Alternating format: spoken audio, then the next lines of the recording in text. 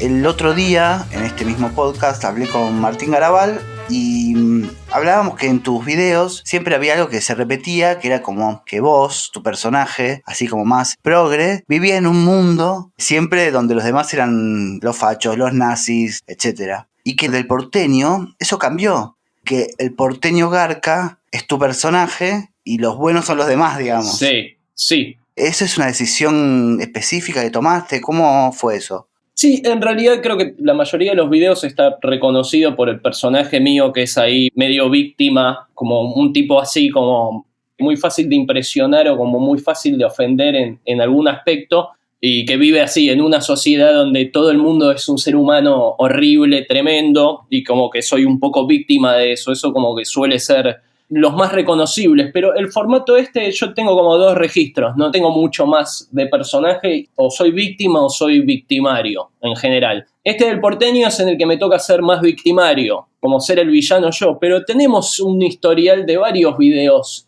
en los que yo hago este papel. Muchos de los que hago con el personaje de Jessica Rosen, como el de novia judía o el de novio deconstruido, varios de esos. Después otros tipos que se llaman homofobia positiva, donde yo hago medio del hijo de puta o del idiota o de una especie de tipo que no tiene mucho registro más allá de su propio egoísmo. Tal vez el último hacía mucho que no hacíamos uno de este estilo, y también en el formato nuevo y demás, y al ser un capítulo tan largo se notó más. Pero sí, cuando lo arrancamos dijimos, en este me va a tocar a mí ser el victimario, si se quiere, el que infringe algún tipo de incomodidad en el otro. Y aparte ese video tiene actores invitados así muy reconocidos, que es algo también novedoso en tus videos. Sí, mucho viene de la mano de la situación esta, y de que cada vez que se nos ocurre una idea tenemos que adaptar la logística a hacerlo en cuarentena, como que funcione en cuarentena, que eso medio que nos caga varias de las ideas que tenemos. Como tenemos una idea que decimos, no, listo, perfecto, cierra por todos lados, y es, ok, pero ¿cómo la hacemos? Y decimos, bueno, es medio imposible hacerla. En este caso, nosotros, desde que empezó la cuarentena, la pandemia, veníamos tratando de evitar el tema de las pantallas, de hablar a través de una pantalla. A mí me deprimía mucho, me parecía que en el formato de los videos, que siempre es como un uno a uno, o estamos como en una situación que es como medio en tiempo real y es muy incómoda y nadie puede salir, en el mundo de las pantallas eso se diluía y medio que podés resolver casi cualquier problema apagando la pantalla. Y además me deprimía mucho ver gente hablando a través de pantalla, lo vengo viendo hace 5 meses y no lo quería hacer. Pero bueno, llegó un momento en que había que hacerlo. Es como decir, bueno, vamos a tener que sí o sí empezar a hacer algo a través de pantallas porque es la que nos queda. Si no, no podemos grabar más. Medio que ese fue la génesis de esa idea, de ese sketch, de hacerlo a través de pantallas. Y ahí empezamos a decir, ¿qué tenemos visto a través de pantallas? Siempre eran estos futuros medio orwellianos, medio Fahrenheit, medio esa onda que veías en las pelis, como ese futuro, y que hablaban a través de pantallas, pero era así, era con un proyector, era como un futuro setentoso, de cine setentoso. Y como era medio de ciencia ficción el capítulo, ahí dije como, bueno, esto lo tendrían que hacer actores. Y creo que cuanto más conocidos o más reconocidos los veamos, más fácil agarrás la trama. No sé por qué lo pensé de esa manera. Funciona igual, funciona re bien eso. Sí, y Belloso y Oski además eran como dos actores que tenía ganas de laburar hace mucho. Cada tanto pensamos así en actores, y los dos aceptaron, y eso fue increíble. Me quedé pensando que decías algo como que también tu presupuesto está como en pos del laburo, de la idea, el chiste que querés hacer, digamos, como que adaptás las cosas que tenés para poder pensar las ideas, ¿no? Sí, absolutamente funciono mucho más en base a las restricciones. Toda mi vida fue así. Es más fácil que se me ocurra un guión cuando me decís, mira, en este living no podés salir, podés tener un solo actor y 2 elementos. Y ahí es más fácil que si me sentás y me decís, hacé lo que quieras. Lo que imagines lo podés lograr. Puedo estar 3 años pensando ese sketch. ¿Pero te gustaría igual, tipo, laburar con más presupuesto, actores? Sí, me encantaría. De hecho, este año, como todo lo que planeo, siempre termina pasando exactamente lo opuesto. Es como una especie de maldición o de bendición. Depende de qué lado se mire. Este año yo arranqué como diciendo, bueno, basta de sketch de 2 personas encerradas en un departamento hablando, ahora vamos a salir, vamos a tener más locaciones, más actores, extras, un despliegue absoluto, y medio que el año intentó, los primeros que hicimos en el año intentaron estar por ese lado, y bueno, y de repente esto, y fue como, bueno, lo que ya no querían hacer, ahora apréndanlo a hacer de una manera nueva, reinvéntense. Y volviendo a lo del personaje ese que cambiaba, me acordé ahora de un video de que el personaje lo saluda a alguien y él dice no, como que no tiene ganas de saludar. Sí. Ese personaje es más el garca, digamos. Ponele que sí, igual está bien la observación. Iba a ser como un anexo de esto. Sí, existen 2, la víctima, el victimario y el hijo de esos 2. El hijo de esos 2 es ese personaje que aparece muy cada tanto. Está en ese, está en uno que se llama Fotos de Bebés, Sí. está en uno que es de Felices Pascuas, que yo hago como de un actor que representa a Jesús en un Via Crucis. Es como una especie de Larry David, como de George Constanza, ¿no? Tal cual, es como los sketches esos de que en ese sentido de que se tratan sobre nada, como en esa filosofía Larry David. Vamos a tratar de que todo este existencialismo y toda esta ideología vamos a drenarla en lo más básico, en algo muy chiquito que se hace muy grande. Es como en ese espíritu. Sí, porque en definitiva el video este que menciono es una chica que te saludaba a lo lejos, que la conocías hace un montón de tiempo y como la idea principal es, imagino yo, ¿por qué tengo que saludar a cualquiera que pasa, que no veo hace 1000 años? Puedo seguir caminando y desde esa cosa muy mínima, hacer un video, hacer un laburo. Sí, ese es un formato que de a poquito estamos tratando de volver. Esos sketches se fueron perdiendo un poquitito en el tiempo. Los videos empezaron como a estar muy sujetos a la actualidad en un momento porque también salían en tele. Ese es como el origen de los videos, es que también salían en tele. Entonces la única condición que nos pedían siempre era que se traten de actualidad. Como, bueno, no me vengas con un sketch de que no querés saludar a alguien por la calle porque tiene que estar en el formato de un programa de tele y trabajamos con la actualidad acá. Entonces ahí se fueron perdiendo un poco. Pero de a poquito los queremos retomar. Ahora, por ejemplo, decir que la logística es muy difícil, porque es muy difícil grabar en la calle o grabar en locales o en lugares, pero estamos laburando un sketch que se llama Escenas de la Nueva Normalidad y que va muy de la mano con ese espíritu, con un espíritu más Larry David, con algo más cotidiano, con algo así. Y cuando te toca hacer esto, que decís que es para un canal de tele, te toca hacer humor político. Hay algo que imagino que le suele pasar a las personas que se dedican a eso, que es hablarle a un público determinado, que ya sabe su forma de pensar. Digo, ¿hay un desafío en algún momento de cuando te toca hacer humor de actualidad, humor político, te interesa que se ría a alguien que piensa diametralmente opuesto a vos? Absolutamente. Me aburre mucho pensar que algo va dirigido a un nicho o que lo va a consumir determinada gente que ya te imaginás, depende de su postura política o de su ideología o de cómo ve al mundo. Me aburre mucho la idea de reafirmar un concepto que ya tenías con un video. Como decir, bueno, ahora vamos a rascarle la espalda a este tipo. Claro. O mina. Por eso siempre ponemos como adelante de todo la cuestión de que sea gracioso. Esto tiene que ser gracioso para todo el mundo. Para mí el humor es un formato popular y la idea es que se ría la mayor cantidad de gente. Yo entro a una habitación y hay 50 personas, quiero que se rían las 50. No me interesa que se rían 25, por así decirlo. Y en la idea de entrar mucho en política también, al estar atados un poquito a la actualidad, la verdad que con los años este país es un país sumamente político y de posturas políticas, entonces ya no existe la farándula, ya no existen otras cosas que no sean política. Entonces, cuando haces actualidad, tal vez es muy difícil escaparle a la política. Claro. Y por eso también muchos de tus videos, imagino yo, tienen mucha autocrítica también.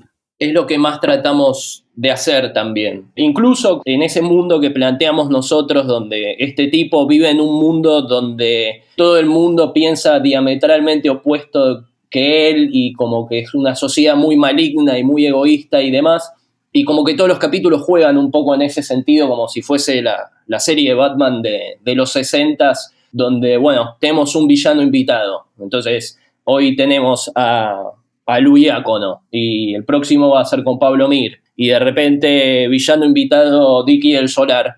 Tratamos de cada vez darles mejores argumentos a los villanos, como realmente que vos puedas como en un lugar posicionarte y entender de dónde vienen, o que incluso algunas cosas que digan te hagan pensar si vos no sos un poco así también.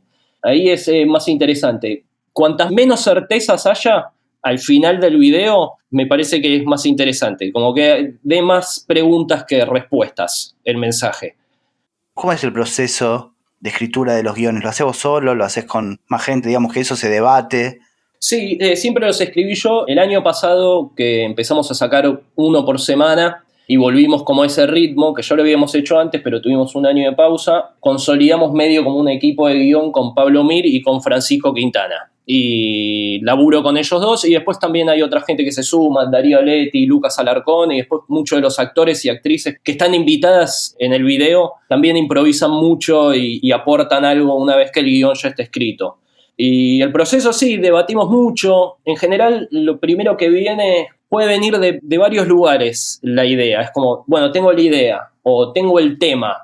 Y una vez que tenés medio el tema o la idea, van como de la mano y entonces empezás y tirás los primeros 3 chistes. Y decís, bueno, estos serían el tipo de chistes que tiene este tema. Y después inmediatamente la primera pregunta es, ¿y cómo termina?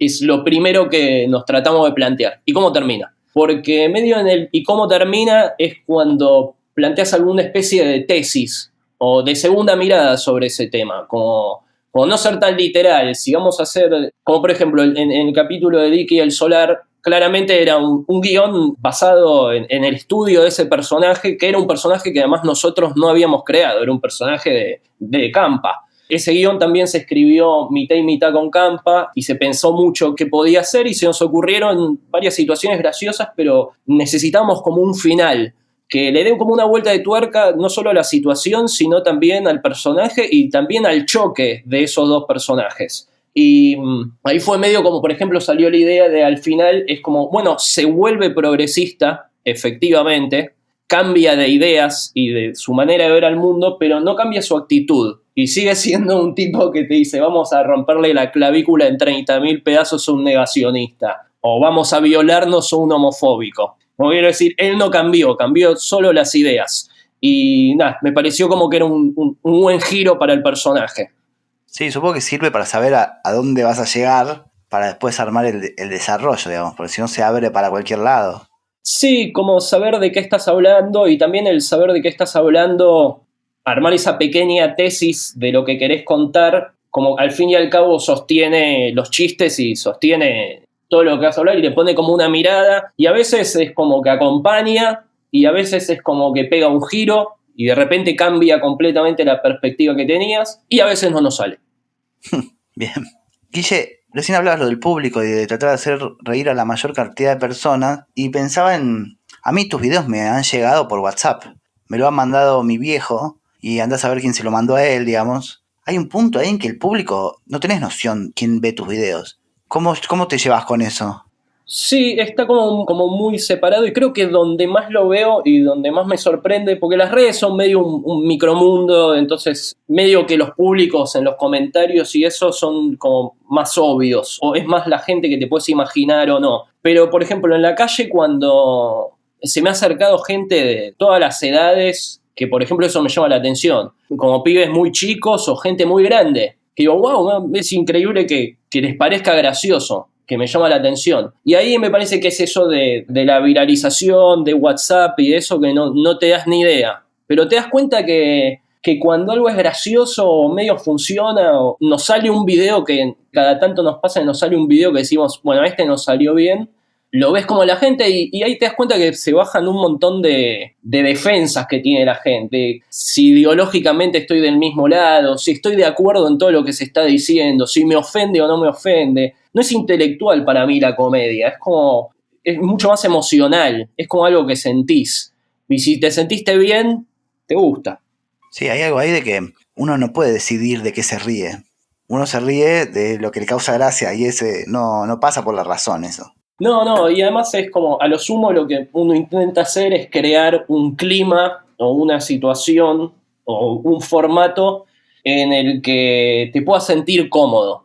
como si entraras a una reunión de amigos. Cuando uno entra a una reunión de gente que es muy cercana a uno y que entiende el código y que sabe que vamos a hacer determinados chistes, tal vez algunos que son muy terribles, pero vienen de un lugar que vos sabés que vienen de un lugar de buena leche y de una persona en la que podés confiar, como crear ese ambiente de confianza de tipo, acá vas a estar cómodo. Me parece que ahí te puedes relajar y reírte de cualquier cosa. Incluso cuando medio estás manipulando las emociones de la gente y de repente decís, bueno, y este minuto va a ser súper incómodo. En este minuto queremos que te sientas incómodo, pero lo queremos porque dentro de 1 minuto y 10 segundos te vas a cagar de risa de todo este minuto.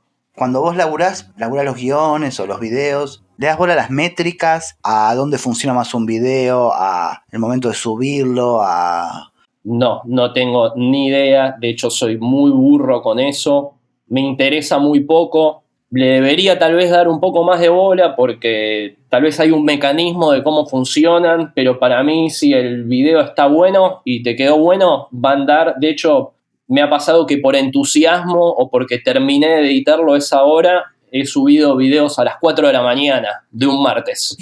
Y listo, o sea, ya está. O sea, quiero que el entusiasmo te gane y decís, mira, quiero que por lo menos lo vean las 20 personas que están despiertas a esta hora, les va a volar la cabeza que haya un video nuevo a esta hora de repente. Así que no respetamos ni mucho ni días ni horarios. Sí, cuando va a salir en tele, medio que estamos confinados al horario y el día en que sale el sketch en la tele, porque obviamente no lo podés poner antes. Y cuando laburás así en tele o para un medio particular, ¿te ha tocado, te ha pasado, supongo, de tener algún tipo de marcación, de comentario o de censura o de recorte o de tema que no puedes tocar? Nada, o de cualquier tipo de situación muy, muy común, digamos, me imagino. ¿Te ha pasado?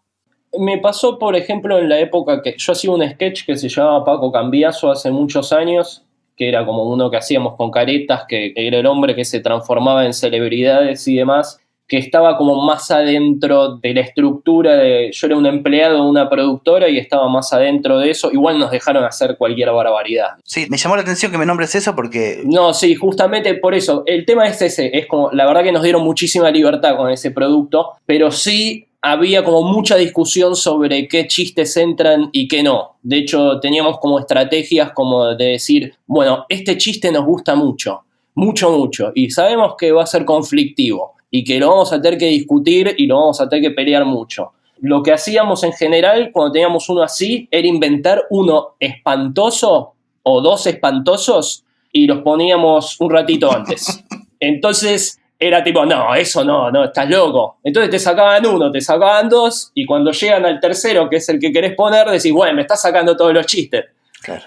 Y ahí como que medio pasaba. Ahora, después de esa experiencia, la verdad que laburo de manera muy autónoma. No estoy dentro de ninguna productora o no veo a la gente que hace el programa. Tengo cero diálogo. La verdad es que mando un archivo por WeTransfer. Y eso es todo.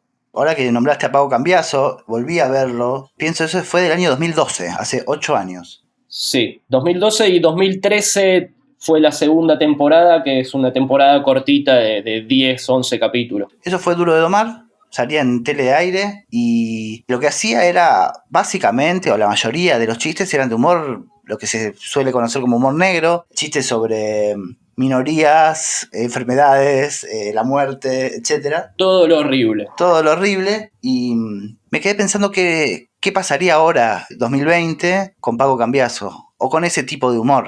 Igual, qué sé yo, no sé, en ese momento toda la discusión de los límites del humor y todo eso es como que estaba muy presente. De hecho, me acuerdo que me invitaron varias veces al piso para hablar de eso y para mí era como arruinar el formato. Si yo realmente aparecía como el actor que lo hacía y me iba a poner a explicar chiste por chiste por qué lo hicimos o por qué eso es gracioso o no es gracioso, mataba el producto. Entonces decidí nunca explicar nada. Lo que para mí era Paco Cambiaso en ese momento, y yo lo tenía muy claro, era como una especie de ejercicio, tal vez sobre el humor. En el sentido de esto, a mí el concepto de humor negro en sí no me seduce mucho, no me parece como muy elaborado o como muy difícil hacer un chiste de humor negro. Hay cosas que no eran graciosas en ese momento y que nunca fueron graciosas. No es gracioso que nadie tenga cáncer y probablemente nunca lo va a hacer. Por eso para mí Paco Cambiaso no se trataba de chistes individuales, como, bueno, este chiste sí y este no, y este sí y este no, como esa discusión nunca me pareció que era la discusión real. Me parece que lo que planteaba el sketch en sí era un pacto que vos hacías con el espectador a la larga, que era, mira, si vas a mirar esto, esto es los chistes horribles.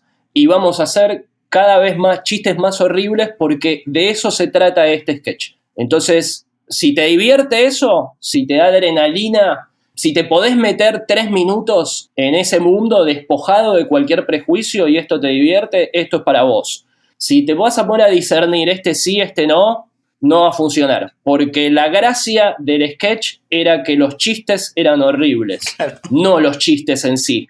No sé si se entiende.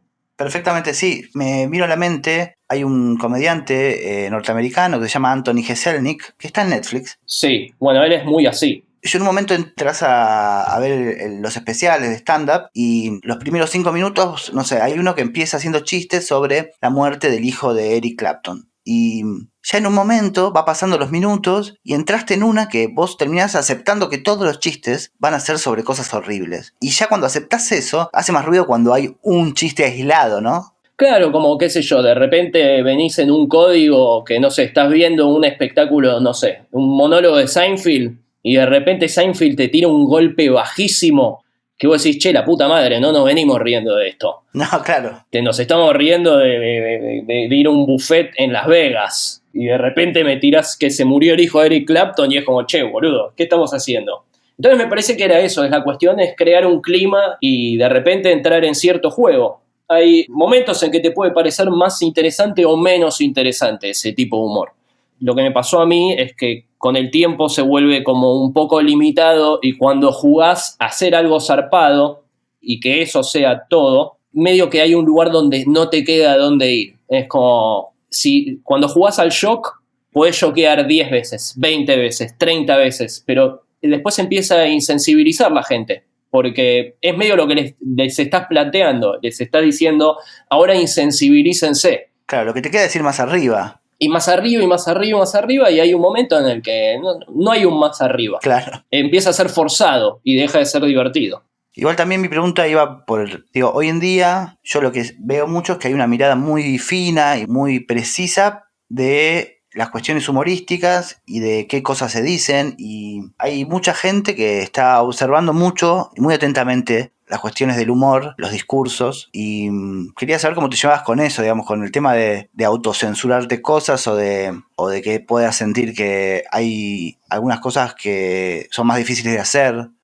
Sí, como todo este concepto, ¿no? De como una supuesta generación de cristal o de una especie de sobredosis de corrección política y como que hay como una nueva generación o una nueva corriente que está matando al humor y está matando la comedia.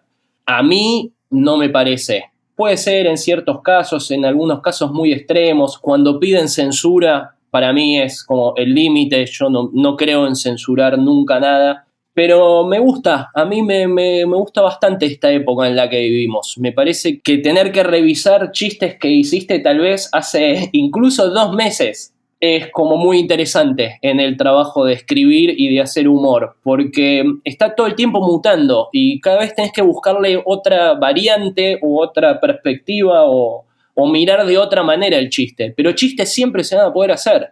Obviamente, bueno, no podés controlar quién se va a ofender por algo y quién no, porque es casi imposible. Es como gente existe en el planeta. Pero no sé, a mí me parece divertido, me parece un desafío y me parece que está bueno. Obviamente no pienso así todo el tiempo. Hay veces que estoy escribiendo y digo, che, la puta madre, ¿por qué me siento incómodo con este chiste? Si esto me causaba gracia a mí, hace 1 año lo hubiese hecho este chiste. Ni siquiera es que decís, no, porque mirá si tal vez alguien se lo toma mal. Eso no existe. Y con uno mismo, decir como, che, la puta madre, ¿por qué me estoy sintiendo incómodo con esto? Si esto no me hacía sentir incómodo. Qué gana de romper las pelotas. Pero bueno, es un sentimiento que te está invitando a hacer algo nuevo, a entrar por otro lado, a ver dónde le encontrás la gracia.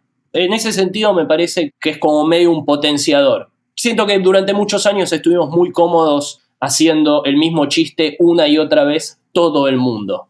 El mismo. Sí, el otro día hablábamos de que muchas veces el humor llamado como el humor machista también es vagancia, ¿no?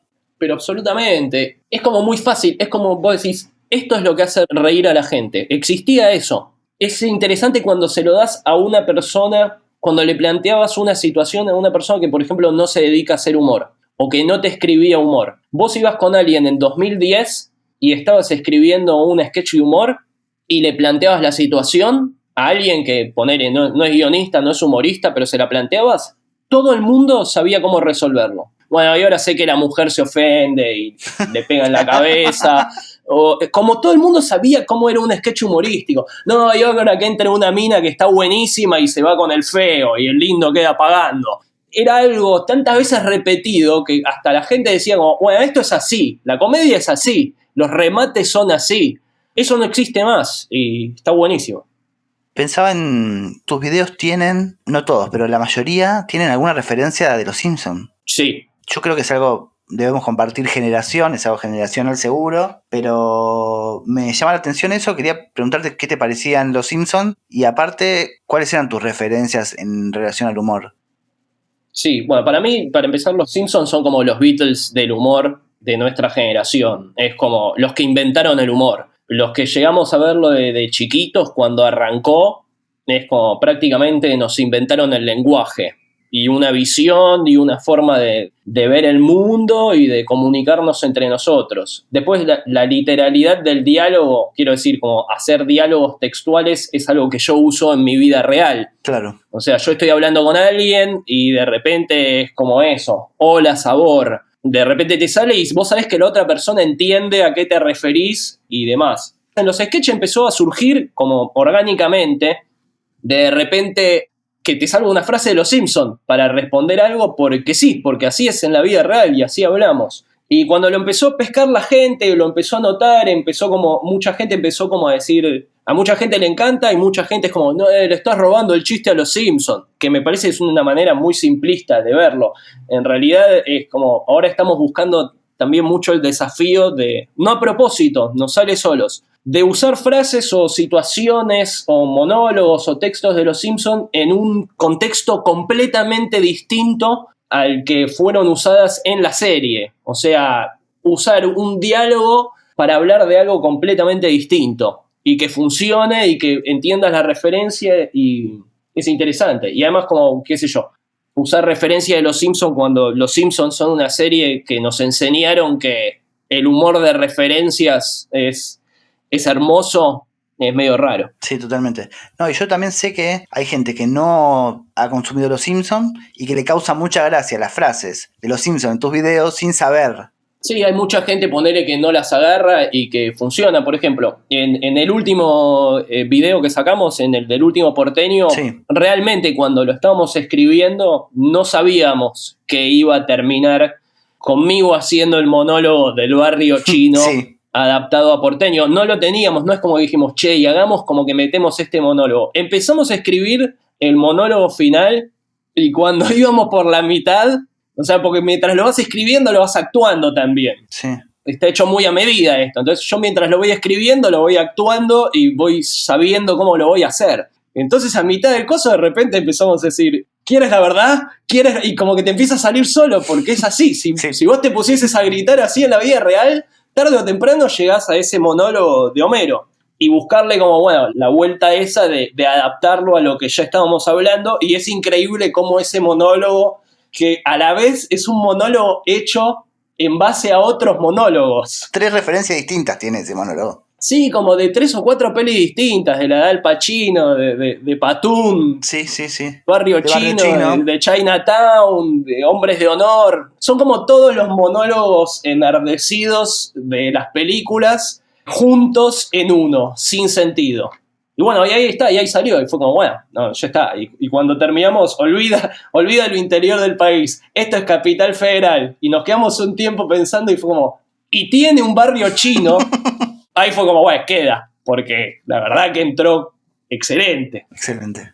Y cuando están grabando, ¿hay libertad de improvisar? Sí, de hecho, la mayoría de los sketches al principio estaban hechos como en listas, como ni siquiera impresos en un Word. Era como por el poco tiempo que teníamos para hacerlo, de hecho. Era como se escribía, se grababa en el día, se editaba el otro día y salía. Ahora nos estamos tomando mucho más tiempo y laburamos mucho más los guiones, pero en un principio era eso, como hacer listas, como bueno, está la situación, te escribías 10 chistes y un final, pero más o menos como así, escrito a mano, y sobre eso laburábamos y todo improvisado, el diálogo, y después en la edición había como una segunda reescritura, como que ahí armabas el diálogo, lo ordenabas, le tratabas de dar algún sentido y que funcione de esa manera. Ahora cada vez más estamos como muy fanáticos de hacerlo línea por línea y de que funcione realmente el guión y que sea un guión sólido.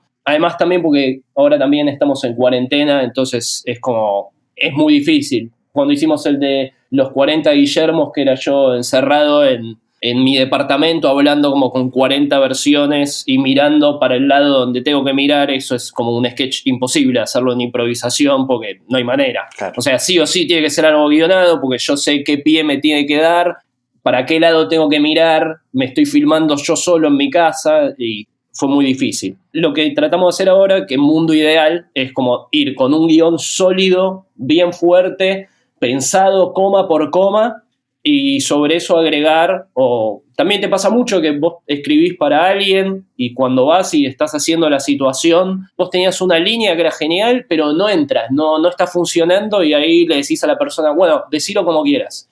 Y ahí se les ocurren otros chistes y salen otras cosas. Claro. Una mezcla de los dos sería lo ideal, una mezcla de guión súper sólido, tipo llegar a grabar con un guión muy sólido y ahí empezar a divertirse sobre ese guión. Te preguntaba específicamente eso de la improvisación porque a mí me llama mucho la atención y es una de las cosas que más me gustan de tus videos, que es el montaje. Tiene como una velocidad, un ritmo muy, muy, muy acelerado. A mí me parece que eso le suma mucho a la cuestión humorística. Esa velocidad y esa cantidad de chistes por minuto te hace que la gracia sea mejor, digamos, y que los cortes sean, no sé, hay muy pocos planos que duren más de, no sé, 5 segundos y ya corta y corta y corta y eso le genera una tensión muy positiva para el efecto humorístico. Sí, totalmente. Es algo que en un principio, cuando lo empezamos a hacer, le gustaba a mucha gente y mucha gente lo odiaba. Era como, no puedo mirar esto. O sea, es insoportable que cada 5 segundos cambien de plano.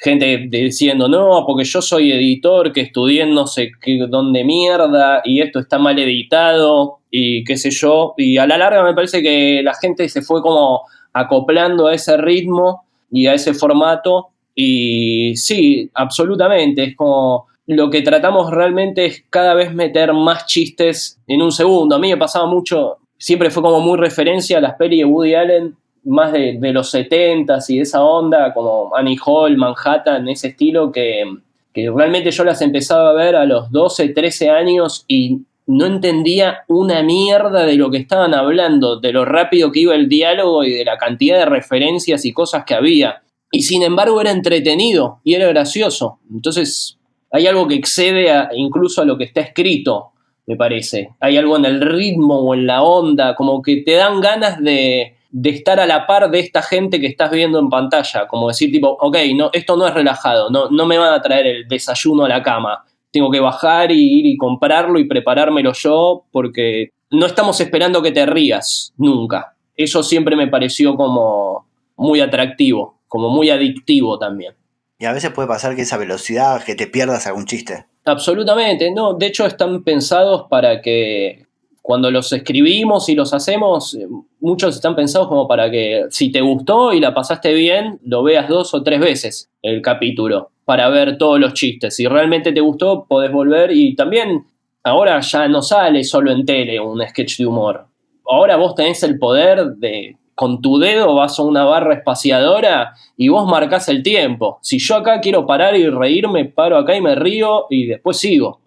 ¿Y cómo es el montaje de los chistes? O sea, la velocidad de los chistes cuando haces una obra de teatro.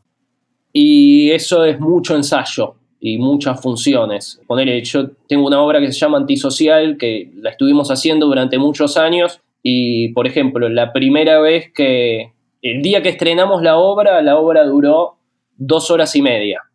La última función que hicimos antes de la pandemia y todo eso duró 1 hora y media y no le sacamos diálogo, no le saqué ni 2 líneas de diálogo. Es muchísimo igual. Es una locura, pero te juro que se puede.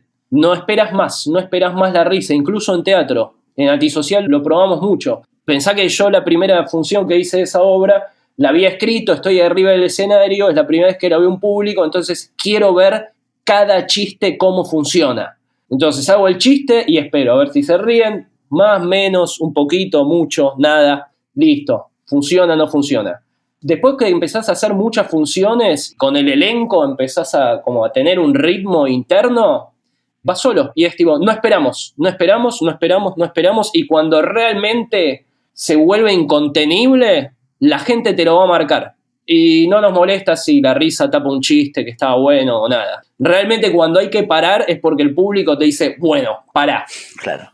¿Los videos los grabás a una sola cámara? Sí, en general se graba a una sola cámara, principalmente igual por una cuestión técnica, porque no tenemos tanta gente, o sea, no tengo 2 operadores de cámara en general. Hemos grabado a 2 cámaras, pero en general no tengo ni 2 camarógrafos, ni nada por el estilo, entonces sí o sí estás obligado, ni 2 cámaras para el caso. Claro. Entonces sí o sí estás obligado a hacerlo a una. Lo que sí, por ejemplo, en ese caso, que para la edición, que al contrario de como lo harías en teatro, que en teatro es como pegalos los diálogos los más que puedas, cuando estamos grabando le damos mucha bola a no pisarnos. Claro. Entonces sí hay mucho cuando estamos actuando una escena entre dos, es como tal vez le dejo un poquitito más de pausa para que no se me ensucie la toma. Porque sé que ese pegar o ese ritmo después yo lo puedo manejar cuando me siento y lo edito. O sea, yo puedo hacer que este diálogo salga a la velocidad que yo quiera después. Claro. Otra cosa que es muy destacable de tu laburo, en realidad no es el tuyo solamente, digamos, que es el nivel actoral de todos los que participan en los videos. Absolutamente. Todos están como con un tono acorde, con el tono lógico del producto. Bueno, y especialmente Lucía, lo de Lucía Diácono es soberbio y digo, para el que está escuchando y no recuerda, es como la jefa en el video Palermo News. Sí, creo que igual si estás escuchando esto sabes perfectamente, o sea, cuál es Lu Diácono. Lu Diácono es lo mejor que tenemos en el sketch, sin lugar a dudas desde un principio. A veces hace muy bien de partener y a veces haces vos muy bien de partener. Sí, de hecho, cada vez más, o en general, cuando ves un sketch en el que está Lucía, es como... Lucía para nosotros es medio como la Maradona del equipo. Es como... No hay necesidad que nadie más sea gracioso en ese sketch. Absolutamente. Sí está ella. Es como... Todos los pases son a ella porque va a meter todos los goles. Realmente el primer sketch que grabamos, que fue así por un error y fue como... para un programa, como bueno, vamos a probarlo. El del pito chico. Sí, vamos a probarlo, que no sabemos para qué es, y yo tenía como un guión, que yo iba a actuar de un personaje y necesitaba como una chica. Lucía era productora del programa y yo conocía actores y todo, pero no sabía que iba a hacer esto. Entonces es como, bueno, no quiero quemar a nadie que trabaje de esto, efectivamente. Estaba Lucía en productora y compartíamos oficina y la escuchaba hablar como por teléfono y sentía que había algo ahí que era muy gracioso en el tono de voz y de expresarse, como que ella es muy graciosa. Y lo probamos y todo el mundo fue inmediato, lo vio y fue como, esto es graciosísimo, esta mina es una comediante excelente, es inmediato. El sketch mismo también está muy basado mucho en mí, pero también muchísimo en ella y en cómo es ella, y creo que ese tono que logramos, ella por su lado, yo por el mío, y más que nada en la química que tenemos entre los dos, fue empezando a tomar el estilo que queríamos lograr. Lucía es una de esas personas que son súper graciosas. Uno tiende a pensar que uno sabe distinguir qué es una persona graciosa y quién no es una persona graciosa. Y uno tiende a asociar quién es el gracioso con personas muy extrovertidas, con personas que son como muy de querer llamar la atención para sí mismo y de hacer chistes todo el tiempo. Y cuando uno va creciendo se va dando cuenta de que las personas que son realmente graciosas son por cosas que el sentido del humor real viene por otro lado, y la gente que es graciosa siempre te agarra desprevenido y siempre te agarra por un lado que no te imaginabas. Esa es la gente que es graciosa en la vida real. Y Lucía es así. Y después, no sé, hubo mucha gente que se acopló muy bien, como Pablo Mir también tenía como una forma de ser o una forma de hablar. Cuando lo ponías a improvisar era muy gracioso y también llevaba como a muchos lugares de incomodidad, era como un buen personaje. Pablo Mir es un guionista muy, muy bueno, muy talentoso. Y también es guionista de todos los sketches de siempre, y desde la época de Paco Cambiaso también. Guille, ¿te dan ganas de hacer otras cosas? No sé, meterte en el tema del prestigio o hacer alguna otra cosa, ¿o te interesa como profundizar el tema del humor? ¿Qué es el tema del prestigio? Pensé que sabías. De verdad, es como la tercera o cuarta vez que alguien me lo dice y uno siempre por miedo no pregunta, pero esta vez quiero saber. No, igual yo pequé de que sabías de lo que estaba hablando, y es que una vez, cuando hicieron la película Bañeros 4, Emilio Dizzi lo invitan a participar de esa producción. La primera había hecho Emilio, la segunda con Francella. Cuando sale la tercera, Francella estaba ya haciendo otras películas distintas y hace un cameo al final. Y cuando es la 4, le hace una pregunta a un periodista a Emilio Dizzi: ¿Guillermo va a estar en Bañeros 4? Y Emilio dice: no, Guillermo está con el tema del prestigio. Como si el tema del prestigio fuera algo, como si estuviera tocando la guitarrita, ¿viste? Y el tipo estaba yéndose a ganar el Oscar con Campanella.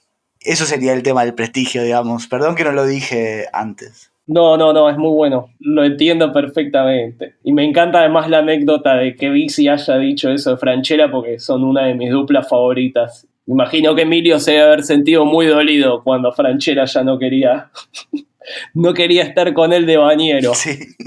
No sé, esto realmente sigue siendo, como los videos y los sketches, sigue siendo un lugar que todavía siento que tengo un montón para explorar. Y de verdad, no te digo que en todos los que hago, pero muy seguido o muy cada tanto le descubro una cosita nueva, encuentro como otra manera de hacerlo, encuentro formas de meterle cosas que me parecía imposible meterles, y como que siempre me parece entretenido y todavía me dan ganas de hacerlo y me parece que hay un montón para explorar ahí. Después hay otros formatos, ponele, que me gustaría hacer. Yo tengo, ponele, como siempre el deseo, antes de hacer esto incluso, como hacer una serie o hacer una peli. Lo que pasa es que por los recursos y por lo que se me ha presentado en la vida, por ahora parece medio imposible. Pero me gustaría como hacer una serie en el plan como Seinfeld, no te digo sitcom, pero en el plan eso de un formato de 22 minutos y que realmente sostener esos 22 minutos o media hora de humor me encantaría. Guille, ¿para qué sirve el humor? ¿Para qué sirve? Sí, ¿para qué sirve? Para sobrevivir.